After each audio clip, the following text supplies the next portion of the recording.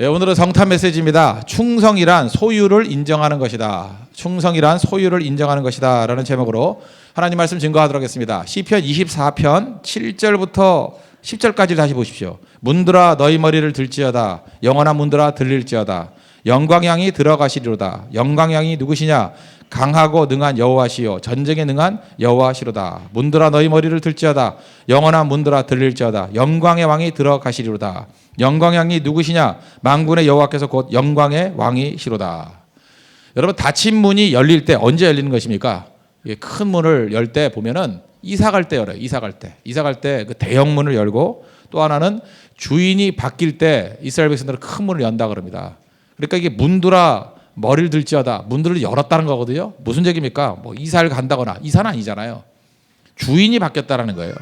문을 연다는 것은 내 인생의 주인이 나 자신에서 영광의 하나님으로 바뀌게 되었다. 그것을 표현하고 있다는 것입니다. 하나님이 내 인생의 새로운 주인 되십니다. 그 고백이라는 거예요. 올해 성탄절입니다. 성탄절 이브인데 아기 예수님께서 이 땅에 왕으로 오셨습니다. 그래서 오늘도 이 시편 24편이 우리에게 중요하다고 생각합니다. 왕으로 영접하는 시간이에요. 그래서 우리도 문들아 머리를 들지어다. 문들아 열릴지어다. 영광의 왕이 들어오신다고. 그래서 우리가 성탄절마다 꼭 해야 될 일이 뭐냐면 우리 인생의 왕이 예수님이십니다. 왕 대신 예수님이 이 땅에 오셨습니다. 그것을 환영하는 것. 그게 필요하다는 것입니다.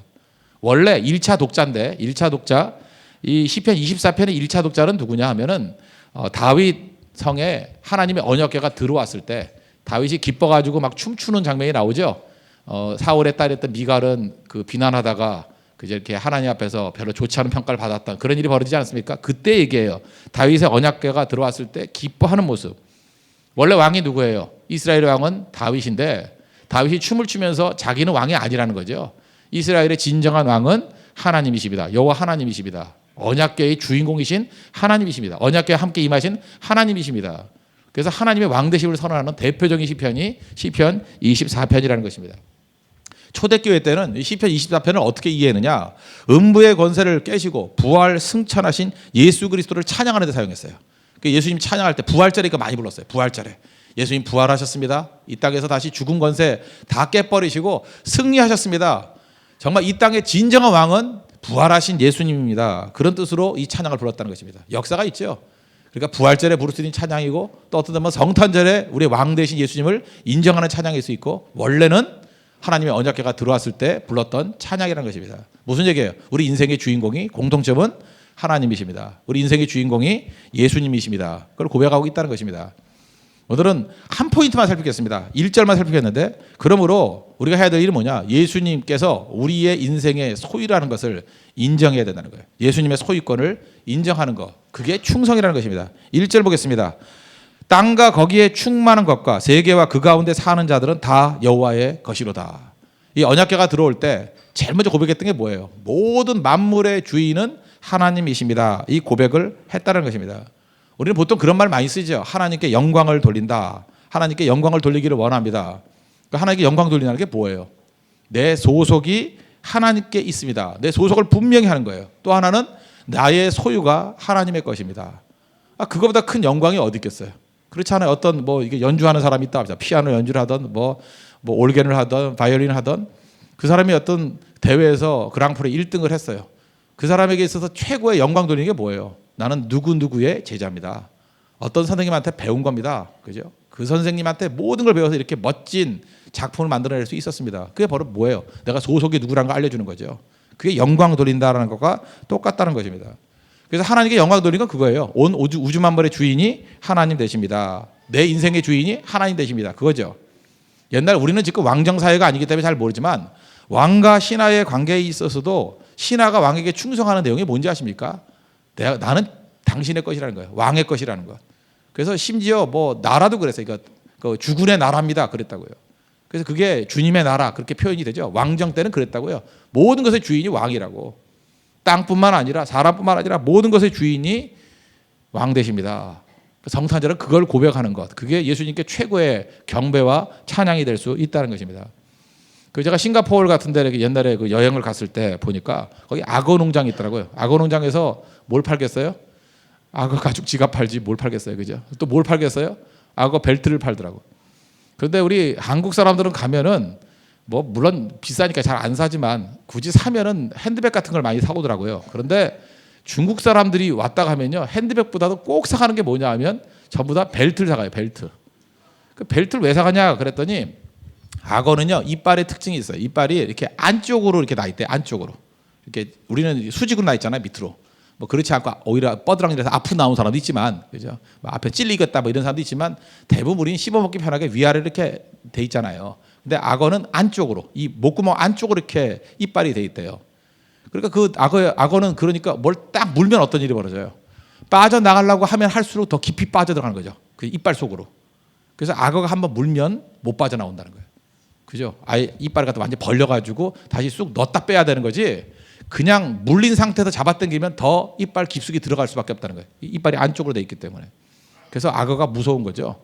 그래서 악어한테 물려가지고 제가 그때 여행 갔을 때 1년 전에는 일본 관광객 하나가 물려 죽었다 그러더라고요. 그죠? 거기 괜히 구경하다가 이렇게 뚝 떨어져가지고 악어가 탁 무는데 또 다른 사람들이 잡아당겨가지고 살리겠다고 해가지고 빼보니까 뭐 하나가 없어져 있고 막 그러더래요. 그죠?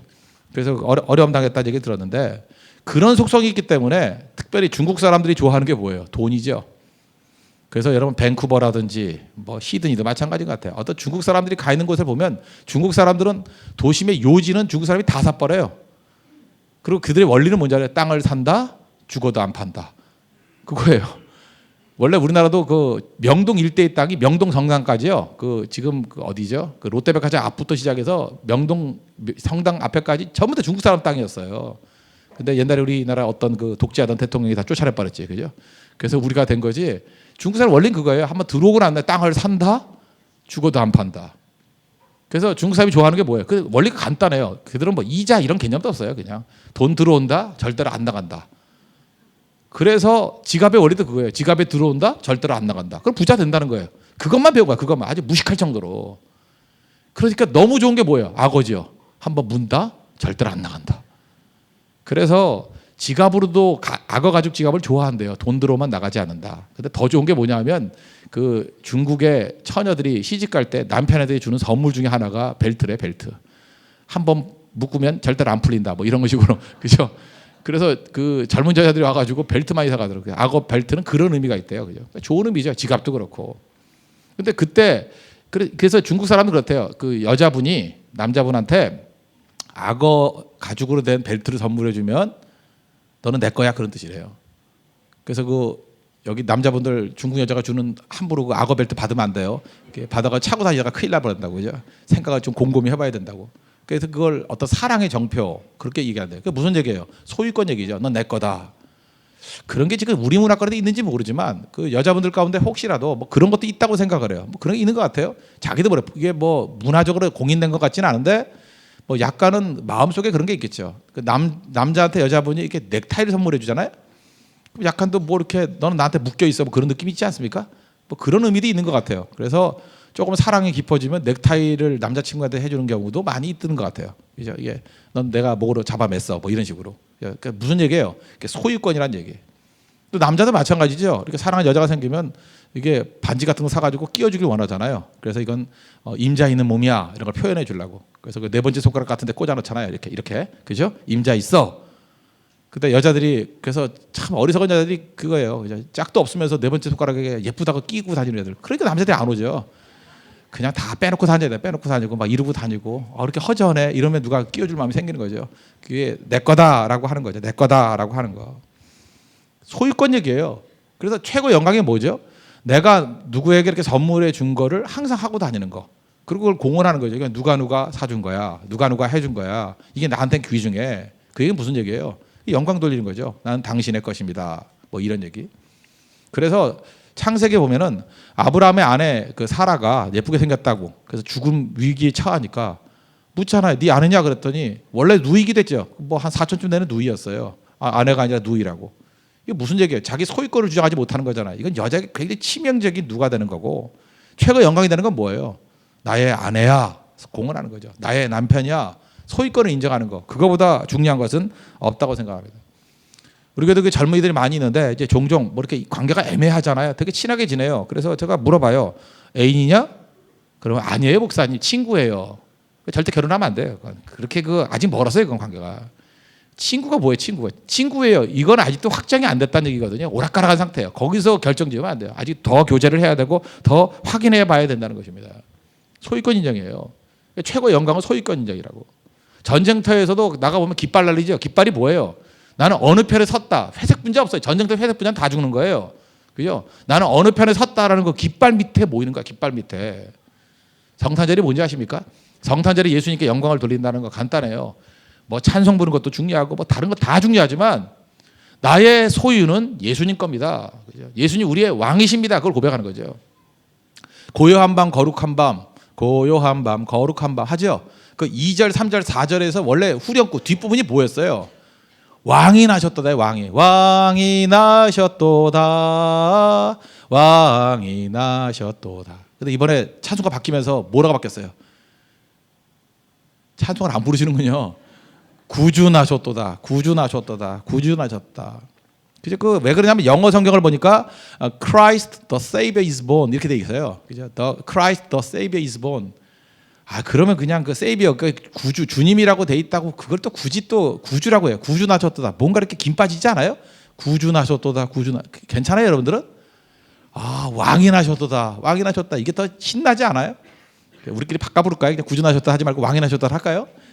또 그러면 또 남들이 욕하겠지. 그죠? 그러면 안 되겠지만 그 영어 찬양보다 그죠? Christ the Savior is born 이거보다 훨씬 더 멋진 게 뭐냐면 왕이 나셨다니까 왕. 우리 왕이. 제가 볼 때 한글 번역이 훨씬 나은 것 같은데 이걸 미국식으로 바꾼 것 같아요. 우리 마음속에 항상 그 고백이 있어야 돼요. 왕이 나셨다고요. 예수님 우리 왕이라고. 왕이 나셨다고 왕이. 그 고백이 있는 우리 신실한 주의 종들 되기를 바랍니다. 그래서 오늘도 많은 젊은이들 지금 생각보다 많이 오셨네요. 오늘 뭐 꽉 차게 오셨네요. 그죠? 오늘 솔로 대첩이 있는데 거기 안 가시고. 그죠? 거기 아마 큰 난리일 거예요. 그죠? 근데 여기 오셔서 우리 소유가 누구라는 거예요?